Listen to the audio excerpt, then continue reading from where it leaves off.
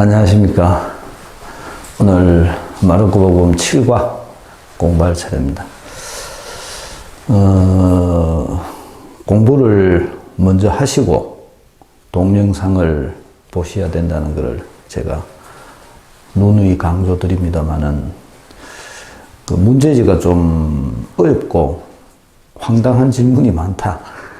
그런 요청들이 많아서 물론 아직 그것이 완성된 것이 아니기 때문에 서서히 만들어 나가는 과정 중에 있는 것이기 때문에 문제를 보시고 문제가 이해가 잘 안 되는 부분들은 따로 좀 요약을 해 놓았다가 저한테 보내주시면 제가 또 수정하고 해서 더 좋은 교재가 될 수 있도록 그렇게 노력을 하겠습니다.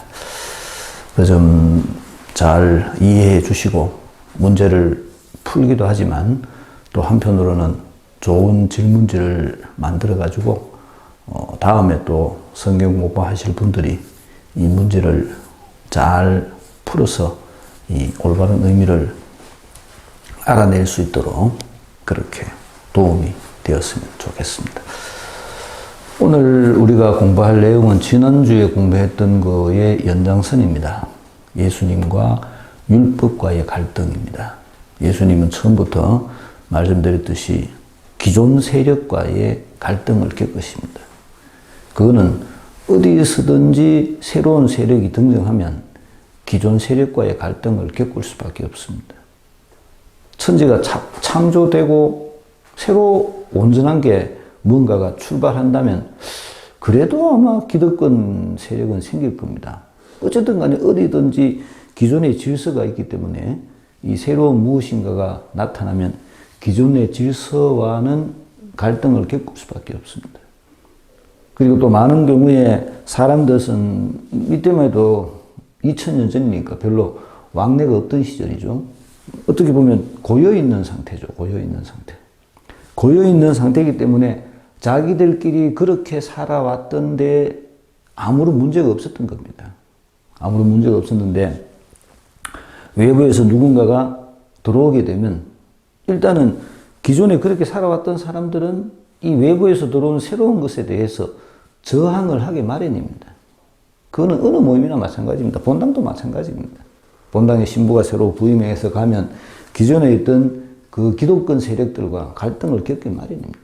어디나 다 있는 문제, 지극히 정상적인 문제. 다만 그거를 어떻게 좀 더 서로가 모두가 양보하면서 공통점을 찾아갈 수 있느냐라는 것이 중요한 문제인데 사실은 우리들이 같이 공동점을 찾을 수 있는 부분이 이 예수님에 대한 믿음이라는 것에서 공동점을 찾을 줄 알아야 됩니다. 이게 신앙인의 태도인데 안타깝게도 많은 경우에는 사람들은 자기들이 해왔던 습관만을 주장하려고 합니다. 그래서 갈등이 일어나는 거죠. 갈등이 일어나고 그 갈등으로 인해서 때때로는 서로 사이가 벌어지기도 하고 그런 일이 생깁니다. 그 당연한 현상이었다는 당연한 현상. 우리는 그런 것을 당연한 현상으로 받아들이고 또 그거를 서로 이렇게 고쳐 나갈 줄 알아야 됩니다. 서로 양보하면서 고쳐 나갈 줄 알아야 됩니다. 많은 경우에 사람들은 고집을 부리죠. 내 거는 맞고 네 거는 틀리다. 이렇게 강조를 합니다. 자기 습관을 안 버리려고 하죠.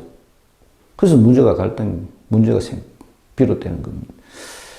우리들 속에서도 그런 것들이 많습니다. 이런 것들은 사실은 이 믿음을 가진 사람으로서의 모습은 아니죠. 우리들이 추구해야 될 공통 분모는 예수님입니다. 예수님 안에서 문제를 해결할 줄 알아야 됩니다. 인간적인 감정으로 혹은 목소리 크다고 해서 아니면 세상적으로 돈이 많다고 해서 지 말을 들어야 된다고 생각한다면 그건 정말로 비신앙적인 행동이죠. 예수님께서 우리들에게 무엇을 말씀하셨는가 그거부터 찾을 줄 알아야 됩니다. 그래서 문제를 해결해 나가야 되죠. 어쨌든 간에 오늘 예수님께서 다시 이 율법학자들하고 갈등을 겪으시는 장면이 등장을 합니다. 계속 끝까지 갈 수밖에 없는 일이죠. 이 율법학자들과의 갈등 때문에 예수님은 죽음을 당하시게 되잖아요. 우리가 알고 있듯이 그런 모습입니다. 읽어봅시다. 예수님께서 다시 회당에 들어가셨는데 그곳에 한쪽 손이 오그라든 사람이 있었다. 사람들은 예수님을 고발하려고 그분께서 안식일에 그 사람을 고쳐주시는지 지켜보고 있었다. 예수님께서 손이 오그라든 사람에게 일어나 가운데로 나와라 하시고 그들에게 말씀하셨다. 안식일에 좋은 일을 하는 것이 합당하냐? 남을 해치는 일을 하는 것이 합당하냐? 목숨을 구하는 것이 합당하냐? 죽이는 것이 합당하냐? 그러나 그들은 입을 열지 않았다. 그분께서는 노기를 띠시고 그들을 둘러보셨다. 그리고 그들의 마음이 완고한 것을 몹시 슬퍼하시면서 그 사람에게 손을 뻗어라 하고 말씀하셨다. 그가 손을 뻗자 그 손이 다시 성하여졌다. 바리사이들은 나가서 곧바로 헤로데 당원들과 더불어 예수님을 어떻게 없앨까 모의를 하였다. 예수님께서 제자들과 함께 호숫가로 물러가셨다. 그러자 갈릴리아에서 큰 무리가 따라왔다. 또 유다와 예루살렘, 이두메아와 요르단 건너편 그리고 티로와 시돈 근처에서도 그분께서 하시는 일을 전해 듣고 큰 무리가 그분께 몰려왔다. 예수님께서는 군중이 당신을 밀쳐대는 일이 일어나지 않게 하시려고 당신께서 타실 그릇배 한 척을 마련하라고 제자들에게 이르셨다. 그분께서 많은 사람의 병을 고쳐주셨으므로 병고에 시달리는 이들은 누구나 그분에게 손을 대려고 밀려들었기 때문이다. 또 더러운 영들은 그분을 보기만 하면 그 앞에 엎드려 당신은 하느님의 아드님이십니다 하고 소리 질렀다. 그러나 예수님께서는 그들에게 당신을 사람들에게 알리지 말라고 엄하게 이르곤 하셨다. 두 부분으로 되어 있는데 엄밀히 말하면 이 위에 있는 부분하고 밑에 있는 부분이 같은 겁니다. 같은. 사실은 예수님께서는 복음을 전하시고 그리고 예수님의 복음 전파를 당대에 있는 사람들은 자기들의 관습에 따라서 복음 전파를 하시는 예수님을 비정상적인 눈으로 바라봤다는 거죠. 위에는 율법학자가 등장을 하는데 사람들이 등장하고 밑에도 사실은 마찬가지입니다. 많은 사람들이 몰려와서 병을 낫기를 바랐고 더러운 영들은 하느님의 아들이라고 고백을 하지만 예수님께서는 그들에게 함구령을 내리심으로써 율법과의 갈등을 피하시려는 노력을 하시게 된다는 것을 우리들에게 들려줍니다. 회당입니다. 예수님께서 안식일이 되면 항상 자주 회당에 사람들이 모여 있으니까 회당에 가셨다고 그랬죠. 그래서 사람들을 만났던 모양입니다. 한쪽 손이 오그라든 사람. 손이 두 개인데 그 중에 한 개가 이렇게 됐다는 거죠. 손의 역할이 뭐겠어요? 손. 마테오 복음에 보면 한 손이 죄를 짓거든 그 손을 찍어버려라. 두 손을 가지고 지옥불, 한 손을 가지고 천당에 가는 손. 혹시 제가 우리나라에는 아니지 싶은데 외국에서 어디서 그 삼위일체를 표현했던 성당에 들어가서 그림을 봤는데 그 그림에 손이 딱 있었어요. 손. 이 손이 뭔가 하면 사실은 좋은 일을 하는 겁니다. 손으로 우리가 뭐 합니까? 뭘 만들죠? 손을 가지고 뭔가를 작업을 합니다. 작업. 그래서 이 창조를 나타내는 게 손입니다. 손이 가지고 있는 영적인 의미, 우리가 이 손을 가지고 하느님의 사업을 하는 겁니다. 내가 복음이 들어와 있을 때, 복음이 없으면 내가 설사 손을 가지고 있다 하더라도 이 손이 하느님의 일을 하는데 사용되지 못한다면 이 손은 오그라든 손입니다. 실제로 손이 오그라들었다, 펴졌다. 이것도 뭐 그럴 수 있지만 성경을 기록한 마르코에게는 이 육신의 손이 펴졌다, 오그라졌다는 별로 관심이 없습니다. 마르코가 가지고 있는 관심사는 그 사람이 하느님의 일을 하는 사람이냐 아니냐. 그가 하느님의 일을 하려면 어떻게 해야 됩니까? 복음을 받아들여야 됩니다. 복음. 굉장히 중요한 얘기임에도 불구하고 우리 신자들이 이런 면에서 아주 미숙하다고 표현을 해야 될까요? 잘 안 된다고 표현을 해야 될까요? 우리들의 이 신앙이 복음 중심적이지가 못해서 그렇습니다. 제가 누누이 강조하지만 우리들의 신앙이 자기 중심적이어서 그렇습니다. 그래서 복음하고 상관없는 자기 신앙을 가지는 거죠. 자기 중심의 신앙이. 이걸 빨리 뛰어넘을 줄 알아야 됩니다. 복음 중심으로. 그렇지 못하면 내가 성당에 다니고 있으면서도 복음과는 상관없는 신앙생활을 하게 됩니다. 근데 복음과 상관없는 신앙생활은 엄밀히 말하면 신앙이 아니죠. 지 좋아서 하는 일이죠. 지 좋아서 하는 일. 지 좋아서 하는 것도 신앙이 아니냐? 글쎄요. 무당한테 가는 사람들을 우리들은 보통 미신이라고 표현하잖아요. 근데 실제로 무당한테 가는 사람들은 네가 미신 믿는다 이렇게 하면 기분 안 좋겠죠. 자기는 자기 딴에는 그게 굉장히 중요한 일이기 때문에 돈을 그래 싸들고 가가지고 미신 행위를 합니다. 우리가 보기에는 미신 행위예요. 그 사람은 그렇게 합니다. 왜 그렇게 하겠어요? 자기는 그게 신앙 행위라고 생각을 합니다. 자기 생각에 그렇다는 거죠. 세상을 위한, 자신을 위한 신앙 행위. 무당한테 가는 게 남의 종교를 얘기해서 좀 안 됐습니다만은 그 신앙 행위죠. 복음의 관점에서 볼 때는 어떻습니까? 신앙 행위라고 말할 수가 없습니다. 이런 차이라는 거죠. 이런 차이. 그런데 우리는 성당에 오면서도 무당한테 가듯이 그렇게 할 수가 있습니다.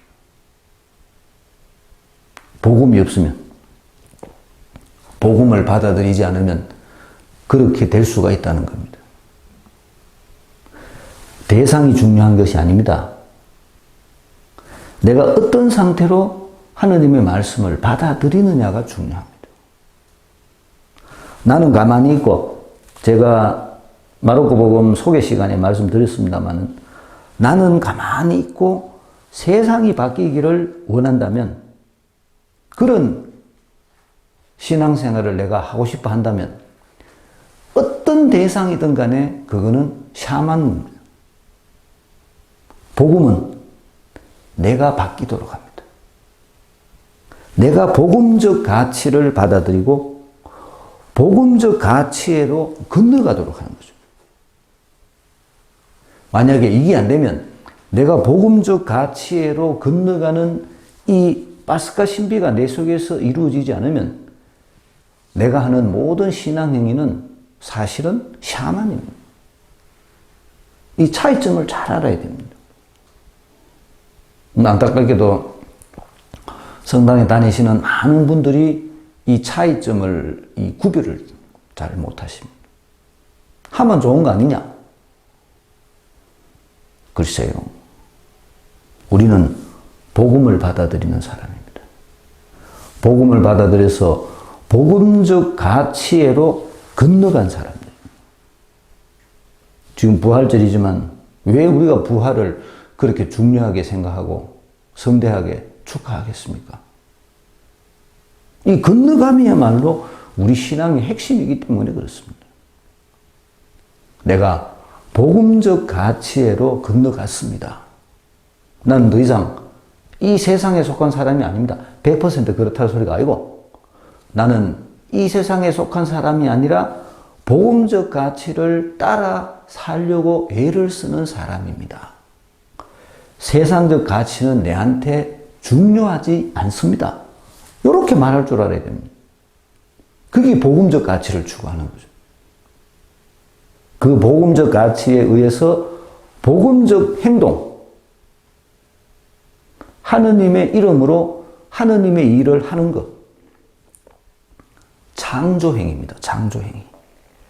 우리가 하는 파스카 신비를 경험한 신앙인들이 복음의 가치에 따라서 행하는 모든 하느님의 일은 창조행입니다. 영의 이끄심에 의한 이 세상을 하느님 나라로 만들기 위한, 그래서 손이 중요한 거죠. 내가 하느님의 일을 할 수 있도록 해줍니다.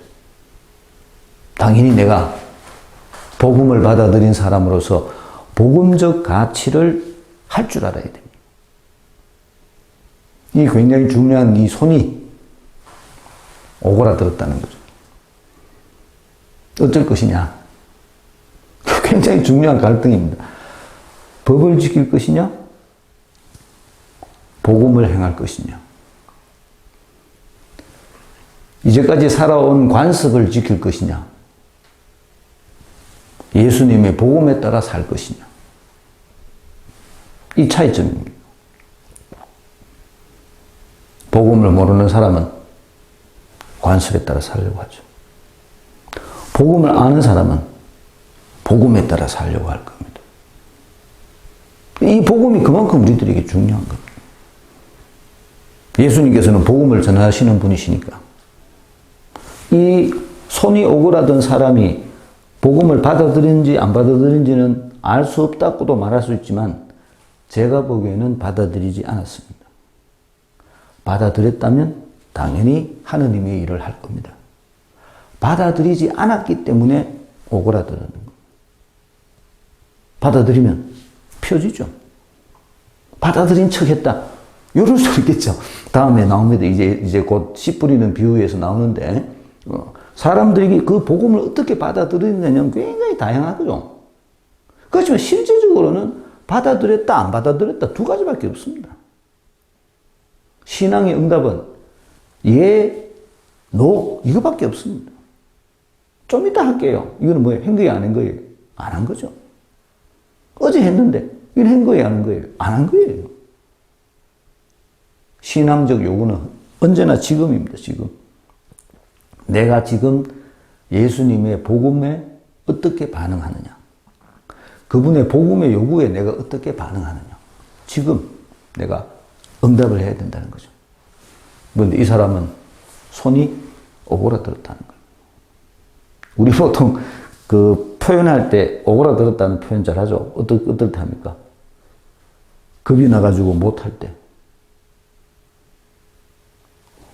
복음은 내가 복음을 받아들였으면, 진짜 복음이 내 속에 들어왔으면 복음이 나를 움직입니다. 그러면 그 복음이 나로 하여금 용기를 갖도록 해줍니다. 손이 오그라들었다는 것은 겁에 질린 상태죠.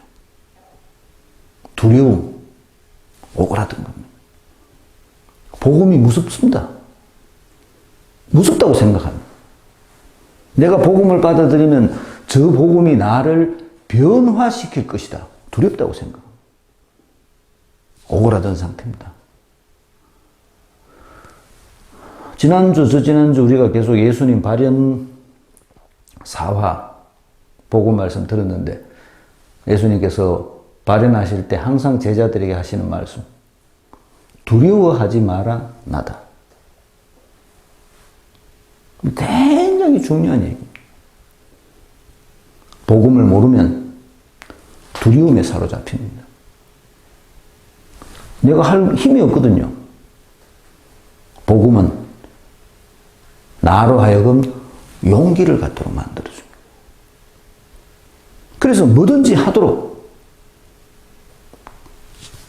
세상 사람들이 보기에는 정말로 안 되는 일조차도 그들은 하고자 하는 마음을 갖도록 해줍니다. 베드로의 오순절 설교를 생각해 보십시오. 어떻게 그게 가능했겠습니까? 그래서 그들은 그 오순절 설교의 원인이 성령 강림이라고 설명하는 겁니다. 그들은 그런 용기를 냈습니다. 복음을 가진 사람.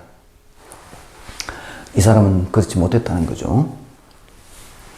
그래서 예수님이 이 사람을 뽑습니다. 그러고 사람들은 군중들이죠, 군중들.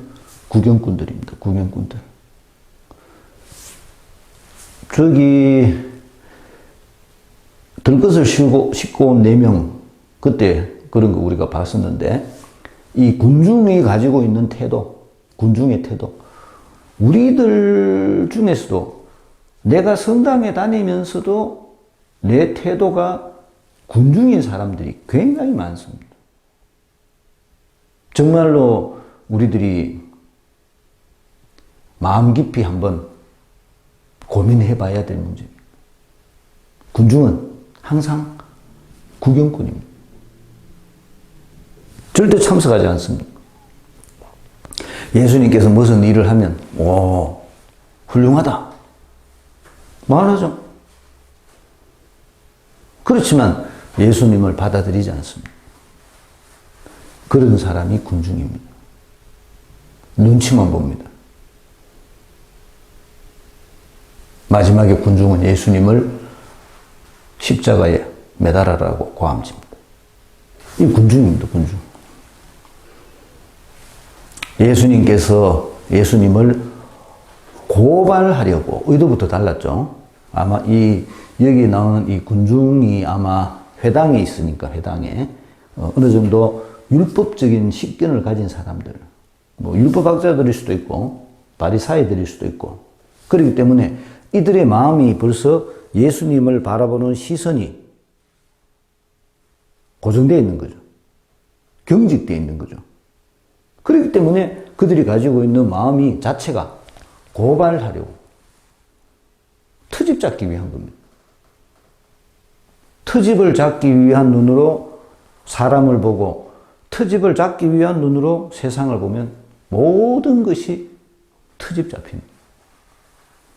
이들은 벌써 예수님을 받아들일 마음이 없습니다. 그런 경직된 마음으로 예수님을 보는 거죠. 그래서 고발하기 위해서 지켜보고 있었다는 겁니다. 뭘 고발해? 고발해. 제목이 뭡니까? 안식일의 법을 지키느냐. 안식일 법. 안식일 법이 율법에서 제일 경직되어 있습니다. 왜냐하면 모든 유대교의 율법은 안식일을 중심으로 돌아가거든요. 우리가 저기 창조 때 그 얘기가 분명히 나오는데, 첫째 날, 둘째 날, 여섯째 날 지나고 일곱째 날 쉬셨다. 이 안식일 중심입니다. 하느님도 쉬는데 너도 쉬라, 이 얘기죠. 그만큼 안식일 법은 굉장히 경직되어 있는 법입니다. 모든 게 딱 규범화되어 있죠. 그럴 수 있는 거리, 노동하는 양, 이런 모든 게 다 규정. 그래서 사람을 고쳐주는 것이 안식일 법에 위배된다는 겁니다. 얼마나 경직된 마음입니까? 그 자체가 벌써 굉장히 경직된 마음이죠. 근데 이렇게 경직된 마음을 가진 것을 정상적인 거라고 생각했다는 겁니다. 자기들 관습에. 이런 경직된 마음을 가진 사람이 예수님의 복음을 받아들였겠어요? 절대 그렇지 않았을 겁니다. 그래서 이들은 고발하려고 바라봤다는 거죠. 예수님께서 알고 있었겠죠? 그래서 말씀하십니다. 손이 오그라든 사람에게 일어나 가운데로 나와라. 굉장히 중요한 단어들입니다. 첫 번째 나오는 단어가 일어나라는 단어입니다. 이 굉장히 중요합니다. 어떤 상태에 보통 일어납니까? 일어나라는 상태. 일어나라는 말은 이 복음의 영향력이 그에게 작용한 상태입니다. 다른 곳에서도 굉장히 많이 나옵니다. 누워 있었다, 일어났다. 엎드려져 있었다, 일어났다. 죽었다, 일어났다. 이 일어났다라는 단어는 이 파스카 신비를 경험한 단계의 단어입니다. 건너간 상태의 단어입니다. 굉장히 중요하죠. 두 번째, 가운데로 나와라 하는 이 말도 중요한 단어입니다. 가운데. 항상 가운데 가면 떠오르는 게 뭐가 있습니까? 부활하신 예수님의 포지션입니다. 우리 가운데. 그렇죠? 그래서 일어나 가운데라는 이 단어 자체가 이 사람이 파스카 신비를 경험하게 된다는 거예요. 이 양반은 자기가 있는 위치의 변동에 따라서 자기의 내면의 변화가 일어났다는 것을 드러내는 겁니다. 예수님께서는 이 사람이 한쪽 손이 오그라든 사람이 있었는 그곳에서 그를 일으켜 불러내심으로써 그 군중들과의 분리, 군중들로부터 그분을 따로 떼내고 이 사람을, 그리고 이 사람에게 예수님의 부활에 참여할 수 있는 기회를 준 겁니다.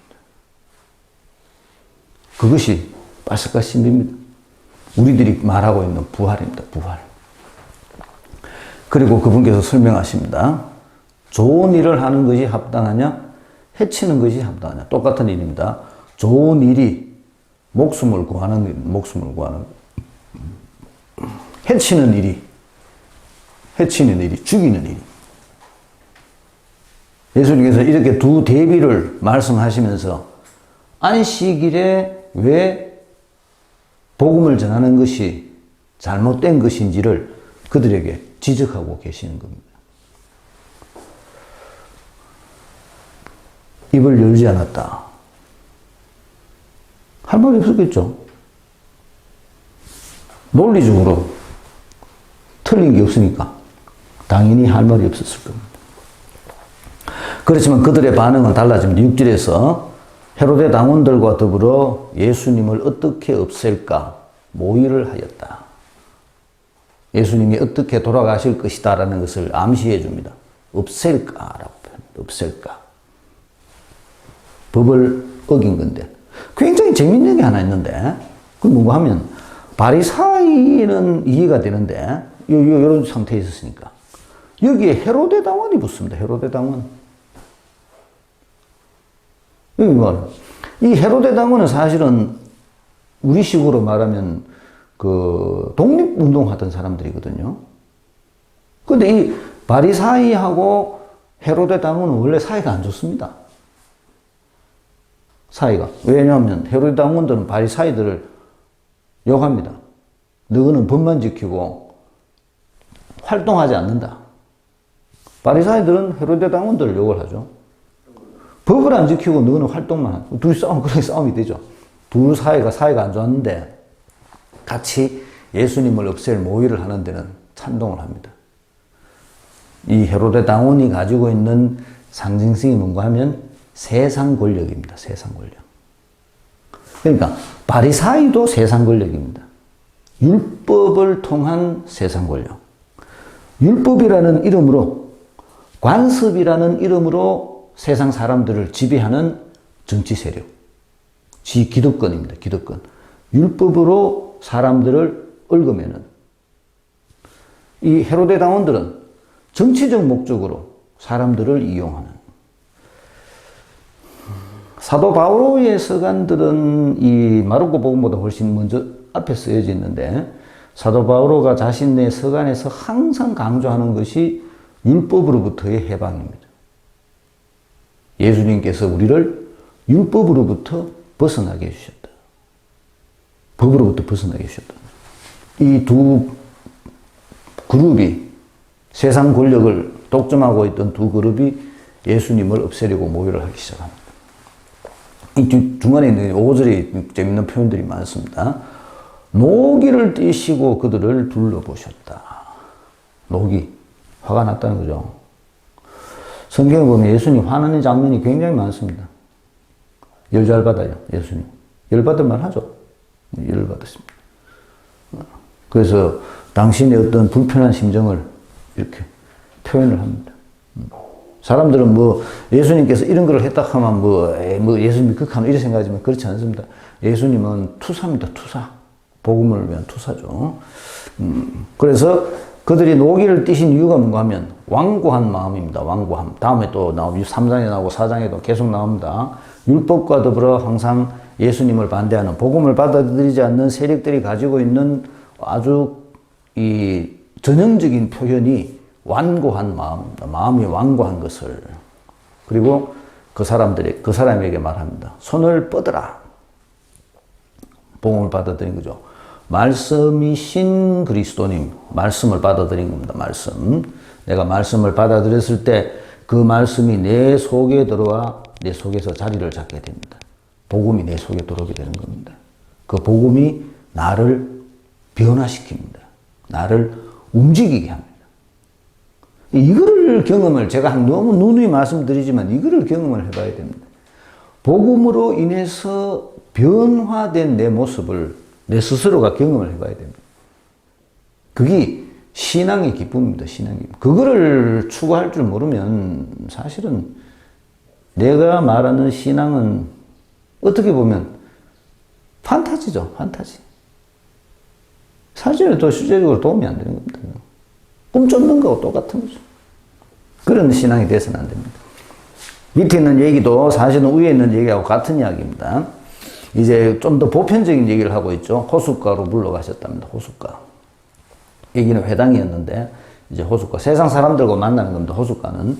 이게 회당은 유대인들 율법학자들, 바리사이들 회당이고, 여기는 세상 사람들을 만나는 곳이기 때문에 많은 곳에서 사람들이 왔답니다. 보면 몰려왔다 밀쳐대는 이웃들하고 엄청나게 많은 것처럼 그렇게 생각이 될지 모르지만, 글쎄요, 뭐 한 30명도 되겠나. 생각해 보세요. 예수님께서 하신 행동이 뭔가 하면 그룹배 한 척을 마련하라고 제자들에게 이르셨다. 예수님은 배에 타시고 이렇게 호수에서 물가로 이렇게 들어가셨다는 거죠. 그리고 이 호수가에 사람들이 이렇게 서가 있고, 예수님께서는 배에 타시고 이 사람들을 향해서 어디 그런 그림이 있는데 이렇게 가르치셨다는 겁니다. 예수님께서. 그러면 배에 타신 예수님하고 옆에 서가 있는 군중들을 몇 명이나 쓰실 수 있겠어요? 우리들이 생각하고 있는 개념, 우리가 보고 있던 그 큰 군중이라는 개념의 그 군중이라는 단어하고 여기서 예수님 시대에 있었던 군중이라는 단어하고는 이 양이 다릅니다. 그래서 우리가 그렇게 막 엄청나게 많은 사람들 뭐 이런 식의 개념은 좀 잘못된 거죠. 그렇게 예수님께서 인기가 있었는가? 그럼 좀 그렇습니다. 어쨌든 간에 그랬었다는 거죠. 사람들이 그래서 많이 그분께 몰려와가지고 배를 타고 했었고, 그리고 10절부터 재밌는 얘기들인데, 병을 고쳐주셨으므로 병고에 시달린 이들은 누구나 그분에게 손을 대려고 밀려들었기 때문이다라는 요 현상이, 요게 사실은 이 복음적인 모습이 아닌 세상적인 가치관이라는 겁니다. 세상적인 가치관. 이 두 개가 막 섞여 있습니다. 혼돈대가 있는데, 세상적인 것에서부터 출발해서 복음적인 것으로 건너가야 되는데, 많은 경우에는 세상적인 것에서부터 출발해서 세상적인 것에서 끝나버린다는 겁니다. 이런 것이 이 병이 나은 사람들에게 많이 나타나는 현상들입니다. 특히 더러운 영들은 당신은 하나님의 아들이십니다. 당신이 하나님의 아들이라 하는 건 이 마르고 복음서 저자가 처음부터 했던 얘기인데, 이건 맞는 얘기인데, 그럼에도 불구하고 예수님께서 그 사람들에게 함구령을 내리신 이유는 당신은 하나님의 아드님이십니다라는 이 단어조차도 세상적인 단어로 사용이 될 수 있다는 거죠. 세상적인 단어로 사용이 되면 하나님의 능력을 세상의 일을 위해서 악용하는 경우가 생기는 겁니다. 그래서 예수님께서는 더러운 영들에게 그런 이야기를 하지 말라고 당부를 하는 겁니다. 메시아에 대한 얘기도 마찬가지입니다. 세상의 메시아, 여기 있는 헤로데 당원들이 원하는 세상의 메시아가 아니라는 것을 당신은 분명하게 말씀을 하십니다. 그렇기 때문에 세상 사람들이 당신의 권력을, 당신이 가지고 있는 힘을 세상을 위해서 사용하는 것을 철저하게 못하게 하신 것이죠. 예수님은 그렇게 당신이 가지고 있는 당신의 신분을 숨기시면서 계속 복음을 전파하십니다. 왜냐하면 복음을 전하는 것이 그분께서 이 세상에 오신 목적이기 때문에 그렇습니다. 문제 한번 풀어봅시다. 마가복음 7과 1번. 예수님께서는 왜 회당에 가셨을까요? 회당에 왜 가셨어요? 복음을 전하러 가셨죠. 처음부터 나왔던 얘기입니다. 처음부터. 복음을 전하기 위해서 예수님께서 회당에 가셨습니다. 2번. 손이 오그라든 사람의 영적 상태를 추측해 봅시다. 창세기 나오는 얘기, 사도행전 3장 6절에서 7절 나오는 얘기 다 이 오그라든 상태에 대한 이야기입니다. 손이 오그라든 상태, 활동이 하느님의 일을 하지 못하는 상태, 이런 상태입니다. 굉장히 많이 나옵니다. 성경에 그런 사람들에 대한 얘기가 많이 나옵니다. 3번. 사람들은 왜 예수님을 고발하려 했을까요? 탈출기 20장 10절에 나오는 이야기입니다. 안식일에 그런 일을 하면 안 됩니다. 그래서 안식일을 지키기 위해서 예수님을 고발하고 했다는 거죠. 4번. 일어나 가운데로 나와라는 말씀의 의미는 무엇일까요? 루카복음 24장, 요한복음 20장 다 부활에 대한 이야기입니다. 아까 말씀드렸듯이 이 사람이 일어나 가운데 부활에 관계되는 단어, 벌써 파스카 신비를 경험한 상태의 위치로 이동시키는 복음을 받아들임으로써, 내가 복음을 받아들임으로써 내가 벌써 파스카 신비를 경험한 상태가 되도록 만들어주는 그런 의미입니다. 5번. 안식일에 좋은 일과 남을 해치는 일을 구별해 봅시다. 안식일에 좋은 일이 뭐예요? 안식일에 좋은 일은 하느님의 일을 하는 겁니다. 하느님의 일을 하는. 안식일에 나쁜 일, 남을 해치는 일은 어떤 일입니까? 내가 당연히 다른 사람에게 도움이 되는 일을 할 수 있음에도 불구하고 그거를 거절하는 일. 그게 남을 해치는 일입니다.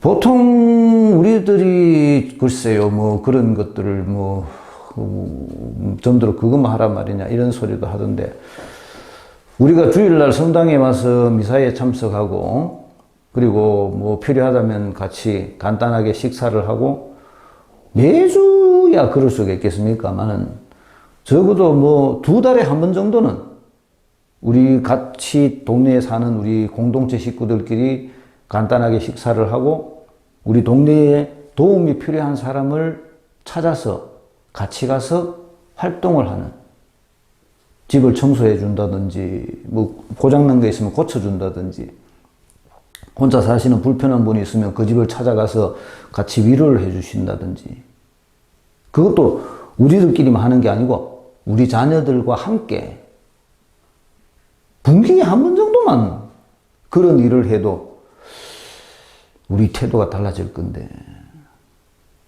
그런 요구가 어렵습니까?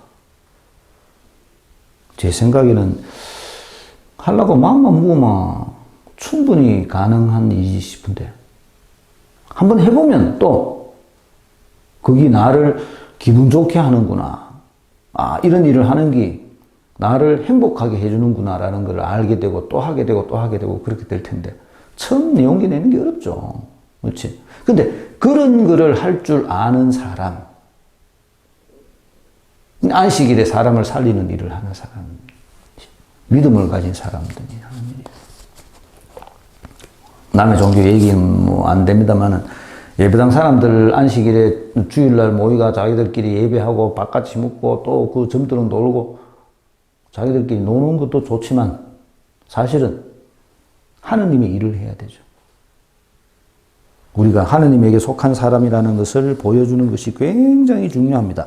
그래서 사실은 우리가 해야 될, 할 수 있는 일들이 어마어마하게 많습니다. 문제는 우리 마음이 굳어 있는 거죠.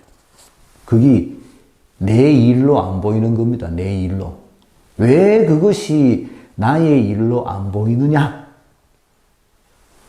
복음을 몰라서 그렇습니다. 6번. 마음이 완고하다는 것은 무엇을 의미합니까? 성경 말씀 나와 있습니다. 받아들이지 않는 거죠. 경직되어 있는 상태입니다. 7번. 예수님의 말씀을 실행하면 언제나 표징을 경험합니다. 나의 경험을 말해 봅시다. 내가 예수님의 말씀을 받아들이고 그 말씀을 실행했을 때, 제가 자주 사용하는 단어 말씀의 성취를 경험을 해봐야 됩니다. 예수님의 말씀이 나의 손을 통해서 이렇게 이루어지는구나, 요거를 경험을 해봐야 되죠. 거기 하느님의 일을 하는 손, 내가 이런 걸 해봐야 됩니다. 이런 걸, 여기 진짜 신앙인의 삶이죠. 여기 신앙인의 삶. 8번 성경은 예수님의 미래가 어떻게 될지를 미리 알려줍니다. 어떻게 되죠? 없을까 모의했다라고 얘기를 합니다.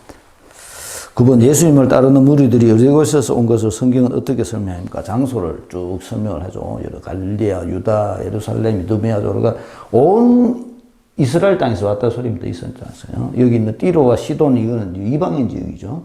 이런 데서부터 이때까지도 왔어. 소문이 그만큼 많이 났다 소리입니다. 소문이 났는지 아닌지 모르지만 하여튼 그렇게 소문이 많이 났다는 거. 그 먼 곳에서 왔다는 겁니다. 10번 예수님은 배에 타고 계십니다. 성경이 말하는 배의 의미를 알아봅시다. 요한복음에 나오는 얘기입니다. 배는 사실은 공동체를 상징합니다. 예수님은 복음은 공동체를 통해서 복음이 전파되는 거죠. 그래서 우리 공동체가 해야 될 제일 중요한 일이 복음을 전하는 일입니다. 11번 더러운 영들의 고백이 무엇이었습니까? 하느님의 아들이라는 마르고복음이 계속 우리들에게 강조하고 있는 하느님의 아드님이신 예수님. 12번 나는 예수님을 어떻게 고백하며 어떻게 증언하고 있습니까? 우리도 예수님을 고백해야 됩니다. 복음을 받아들인 사람으로서 예수님을 고백해야 되고 그리고 내가 받아들인 복음을 내 삶을 통해서 증언할 줄 알아야 됩니다. 그게 우리가 해야 될 제일 중요한 일입니다. 신앙의 마지막 단계, 내가 가지고 있는 신앙의 마지막 단계가 증언입니다. 증언. 나는 내 신앙을 세상에 증언해야 됩니다. 증언해야 될 증인입니다. 여기 하느님의 일이죠. 열심히 할 수 있도록 노력합시다. 마치겠습니다. 땡.